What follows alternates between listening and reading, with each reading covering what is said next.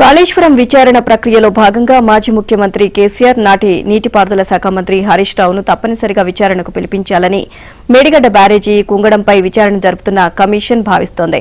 విచారణ ప్రక్రియలో భాగంగా ఈ నెల 25 నుంచి సంబంధిత వ్యక్తులను పిలిచి విచారించే కార్యక్రమాన్ని పునఃప్రారంభిస్తున్నారు. రోజుకు 14 మందికి పైగా ఇంజనీర్లను విచారించనున్నారు.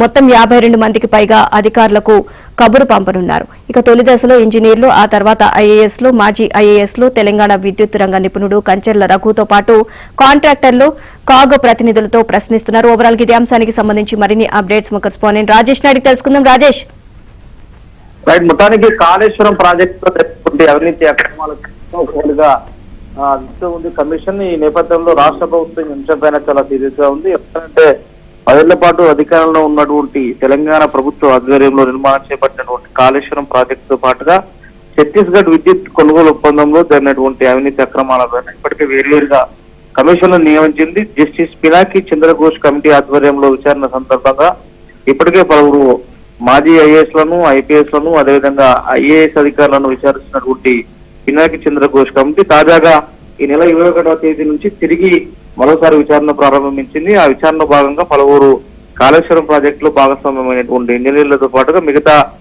టెక్నికల్ సిబ్బంది అందరికీ కూడా నోటీసులు జారీ చేసి విధిగా ఒక్కొక్కరుగా రావాల్సిందిగా ఆదేశించింది. అయితే ఈ నెల చివరాఖరికల్లా అప్పట్లో కాళేశ్వరంకి పూర్తి స్థాయి డిజైన్ ఇచ్చినటువంటి ముఖ్యమంత్రి హోదాలో కేసీఆర్ ని మరోసారి నేరుగా పిలిపించి ప్రశ్నిస్తే వచ్చేటువంటి న్యాయపరమైనటువంటి చిక్కుల పైన పునరాలోచించి ముందుకు వెళ్లే అంశంలో ఇటు కమిషన్ చాలా సీరియస్ గా ఉంది. ఈ అంశంలో మాజీ మంత్రి హరీష్ రావుతో పాటుగా కేసీఆర్ ఇద్దరిని కమిషన్ ఎదుటకు పిలిపించి నేరుగా విచారించాలని చెప్పేసి కూడా భావిస్తుంది. దీనికి సంబంధించి గతంలో 2 సార్లు ఇటు హరీష్ రావుకి అదేవిధంగా కేసీఆర్ కి విధిగా నోటీసులను జారీ చేసినటువంటి కమిషన్ ఎదురుగా హాజరయ్యేందుకు కేసీఆర్ అంగీకరించలేదు.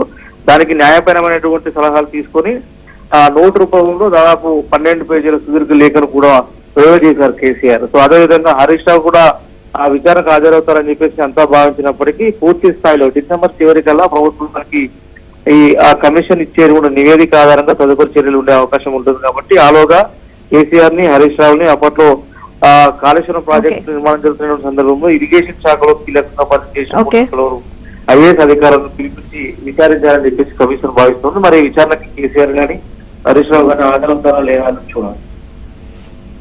Right, thank you Rajesh.